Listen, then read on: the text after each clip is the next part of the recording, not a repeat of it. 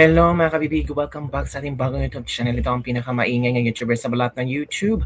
Ako si Kabibig, maglabag-labag na tayo with evidence. So ito kabibig ha, hindi na talaga nagpapigil sa Senator Loren Legarda. Nagawa ng video, sinupalpal nilang paso ang mga di umano'y walang alam sa batas. Talagang gusto niyang itama ang katotohanan.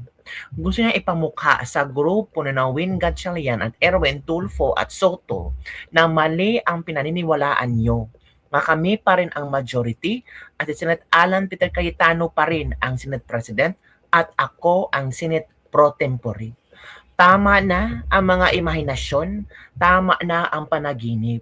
Kung gusto nyong magkaisa ang Senado, galangin at respetuhin nyo ang totoong batas. Don't bend the law.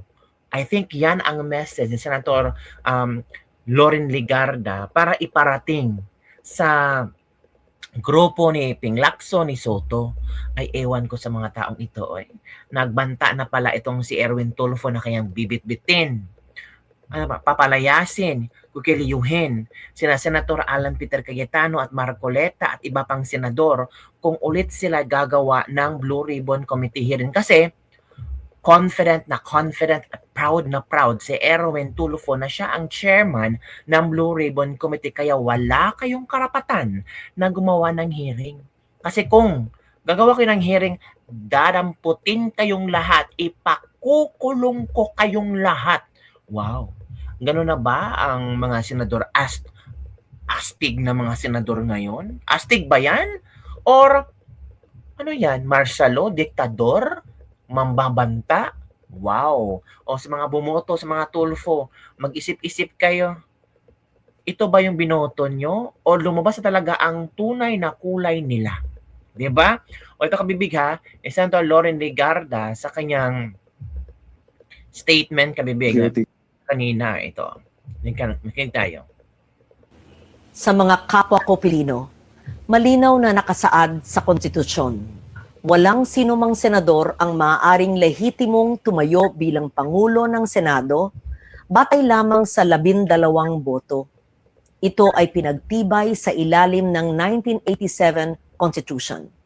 Sa Article 6, Section 16, Subsection 1 ng 1987 Constitution. The Senate shall elect its president by a majority vote of all its members. Ang ibig pong sabihin, makakapaghalal lamang ng isang Senate President kung makakuha siya ng mayoryang boto ng lahat ng miyembro ng Senado. Ayon po sa Konstitusyon, 24 ang kabuuang bilang ng mga halal na senador. Kaya naman, 13 po ang kinakailangan para magkaroon ng mayorya. Nakalagay din sa alituntunin ng Senado, sa Rule 2, Section 2, na the officers of the Senate shall be elected by the majority vote of all its members. Ang mga opisyal po ng Senado ay ang Senate President Pro Tempore, Senate Secretary, at Sergeant at Arms. Hango at nakabase po sa ating konstitusyon ang mga alituntunin ng Senado, kung kaya't tulad sa Senate President, boto rin ng mayorya ng lahat ng miyembro ng Senado ang kinakailangan upang magtalaga ng Senate President Pro Tempore, Senate Secretary, at Sergeant at Arms. Malinaw, 13 boto ang kailangan. Sabi din po sa Rule 15, Section 44 ng alituntunin ng Senado na except during the election of officers, a majority of the senators shall constitute a quorum. Simple lang po ang kahulugan nito. Iba po ang bilang na kailangan para sa quorum. Iba rin po ang bilang na kailangan para po sa eleksyon. Kapag eleksyon po ng mga opisyal ng Senado, kailangan ang mayoryang boto ng lahat ng miyembro ng Senado upang sila'y mahalal. Kaya naman, sa kabila ng aking paggalang sa aking mga kasamahan, labag sa konstitusyon at alituntunin ng Senado ang nangyaring pagtatalaga ng Senate President pro tempore, Senate Secretary at Sergeant at Arms dahil 12 senador lamang ang nasa plenaryo na bumoto. Kulang ng isang boto para masabing mayorya ng lahat ng miyembro ng Senado ang bumoto para sa pagbabago ng liderato. Samantala po, sa chairmanship naman ng mga komite ng Senado, malinaw din ang saligang batas sa ilalim ng Article 6, Section 16, Subsection 2, kung saan sinabi na, a majority of each house shall constitute a quorum to do business. Ibig sabihin po, 13 senador din ang kinakailangan na kabilang sa sesyon ng Senado upang makagawa ng anumang opisyal na gawain o quorum, kung kaya't labag din po sa konstitusyon ang naganap na pagdeklarang bakante at pagtatalaga ng mga chairperson sa mga ilang komite. Madalas pong binabanggit ang mga nasa minorya ang kasong Avellino versus Cuenco upang palabasing lehitimo ang naganap na takeover sa Senado. Pero hindi po maaring gawing shortcut ang Avellino upang pababain ang bilang ng mga senador na kailangan para sa quorum, sa eleksyon, at para magkaroon ng reorganization sa Senado. 1949 pa ang kasong ito at naganap sa ilalim ng 1935 Constitution. Nagbago na ang ating saligang batas. 1987 Constitution na ang sumasaklaw po sa atin. Dito, malinaw na 13 ang kinakailangang boto para maghalal ng Pangulo ng Senado at parehong bilang din ang kinakailangan para sa pagboto ng mga opisyal. Hindi rin bago ang patakarang ito noong pang 1973 Constitution. Malinaw na ring nakasaad na ang Speaker ng National Assembly ay dapat mahalal sa pamamagitan ng mga mayoryang boto ng lahat ng miyembro. Kung tatanggapin natin na maaring basta-basta na lamang bawasan ang bilang ng mga senador na kinakailangan para sa eleksyon ng mga opisyal at pinuno ng mga komite, malaki ang magiging epekto nito sa operasyon ng mataas na kapulungan. So tuwing may mga senador na nagkakasakit, nasa abroad, pansamantalang wala sa session, na aresto, na detina, at iba pang kadahilanan, maaring gamitin ang dahilan na ito para palaging mag-reorganize ng Senado. Pag nangyari po yun, hindi na representasyon ng taong bayan. Interes at issue ng panahon ang magtatakda kung sino ang nasa mayorya at mga opisyal ng Senado. Ang magiging labanan na lang ay kung sino ang makakapagbawas ng pisikal na presensya ng kabilang panig sa bulwagan. Dapat manatiling representasyon, interes ng nakararami, performance ng bawat isa, at issue ng panahon ang batayan kung sino ang magiging mayorya at pinuno ng Senado. Ang konstitusyon, ang gabay ng ating demokrasya. Ito ang dapat nating ipaglaban para sa Senado, para sa ating mga institusyon, at higit sa lahat, para sa bawat Pilipino. Si Loren Legarda po, ang inyong Senate President pro tempore. Maraming salamat. So meaning ka, Bibig,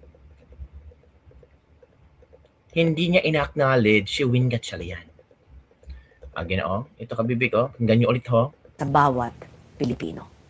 Si Loren Legarda po, ang inyong Senate President pro tempore. So hindi niya in-acknowledge ang majority block na ng Win Gatchalian. So meaning, siya pa rin. At base sa kanyang mga sinasabi, base sa kanyang mga statement, sa mga points, meaning siya pa rin, si Senator Alan Peter Cayetano pa rin, ang Senate President, siya ang Senate Pro Tempore. So illegal ang ginawa ng grupo na Win Gatchalian. So kung napanood ito na Win Gatchalian, I'm sure napanood ito nila, ano kaya ang kanilang reaksyon?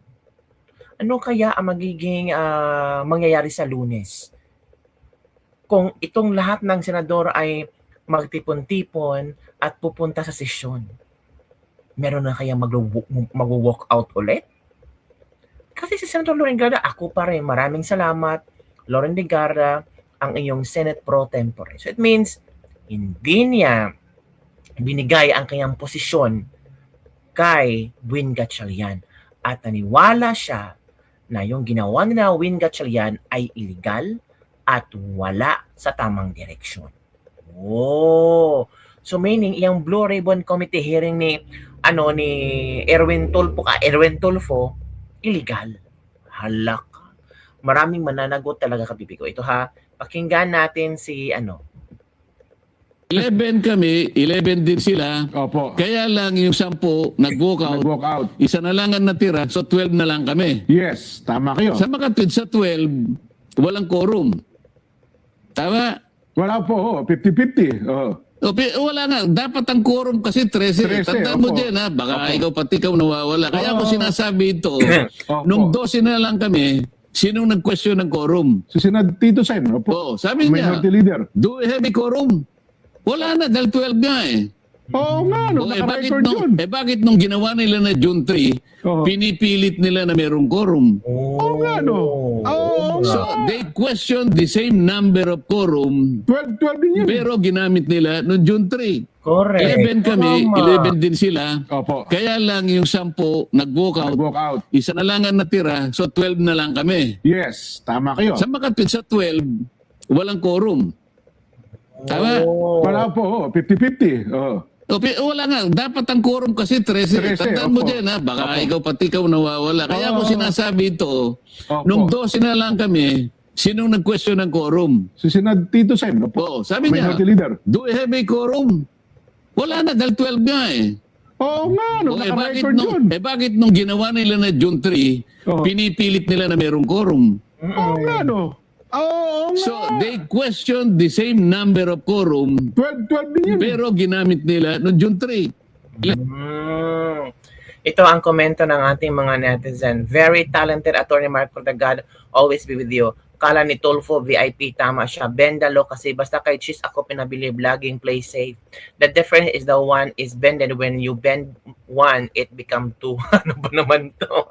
Ito pa, tanga ka ba? Nandun pa si Jinggoy noon. Tanga daw. 11 sa majority at 11 sa minority. Nag-walk out ang 10 minority, na iwan sa minority si Soto. Kaya 12 sila na iwan sa plenary kasi kasama si Soto. Kaya nagtanong si Soto kung may quorum. Kaya sabi ni Marcolita sa interview niya yan, nung wala ng quorum dahil 12 na lang sila. Kaya ang sinabi ni Marcoleta, bakit sinabi ng minority na may quorum sila, 12 din naman sila. Samantalang nag-walk out sila, wala ng quorum kahit 12 din sila nung time na yun. Ay, oo nga. Tama. Yan na. Nagtaka pa nasa kanila ang low bender kaya nagka-quorum. Basta mga buhay talaga, bendalo. Can you explain dito, Soto? Walk out pa more? Oo nga. Talagang gagawin lahat para magnakaw pag ang 11. Para kasi nasusumikap silang maagaw ang leadership Senado para di ma-open ang flood control scandal. Yan, kabibigam. Yun ang iilang mga komento ng ating mga netizen. Ikaw, kabibig, ano ang iyong komento? Tama ba yung explanation ni Senator Loren Legarda? In fairness, nung nag-explain si Senator Loren Legarda, maiintindihan mo talaga. Makakuha niya ang atensyon ng mga tao.